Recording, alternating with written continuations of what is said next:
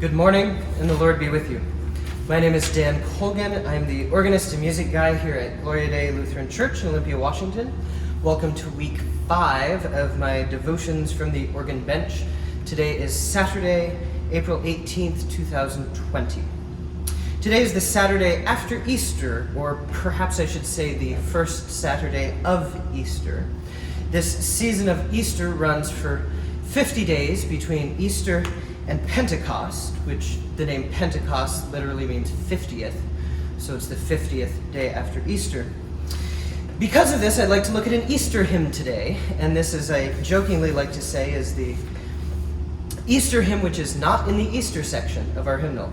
It's number 619, I Know That My Redeemer Lives.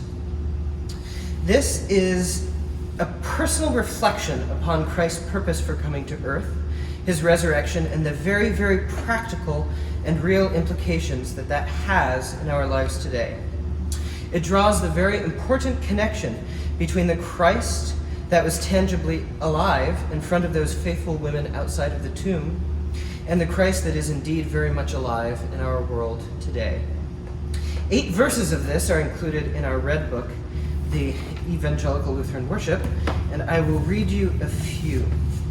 It opens with, I know that my Redeemer lives. What comfort this sweet sentence gives. He lives, who once was dead. He lives, my everlasting head. He lives triumphant from the grave. He lives eternally to save.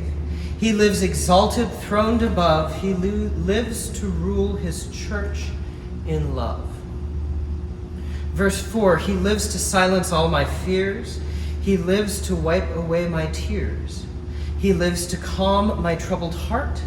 He lives all blessings to impart. Verse 5 reads, he lives to bless me with his love. He lives to plead for me above. He lives my hungry soul to feed. He lives to help in time of need. And lastly, the last verse ends with words of triumphant thanks for all of this. He lives, all glory to his name. He lives, my Savior, still the same.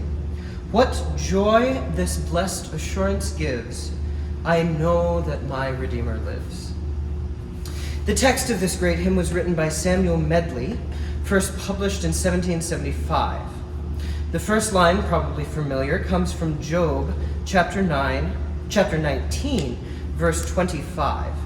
This is the same verse that's used in the opening of the Easter section of Handel's Messiah. In the soprano aria, I know that my Redeemer liveth.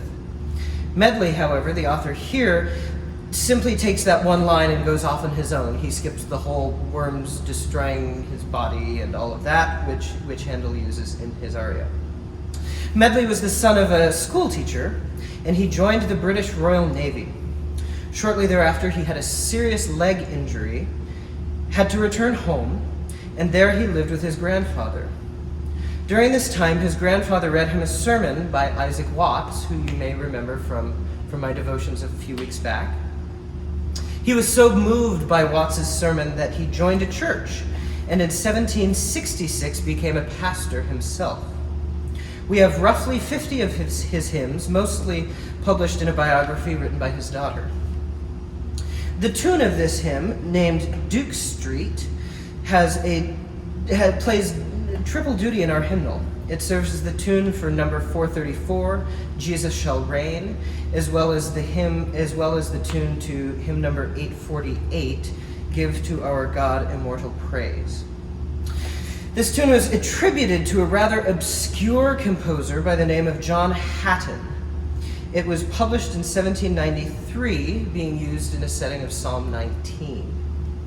Not much is known about John Hatton, other than the fact he was a Presbyterian who lived on Duke Street in St. Helens in the township of Windle, Lancastershire. He passed away from a stagecoach crash in the same year that this hymn was published. So I will play a verse or two of this and followed by an improvisation.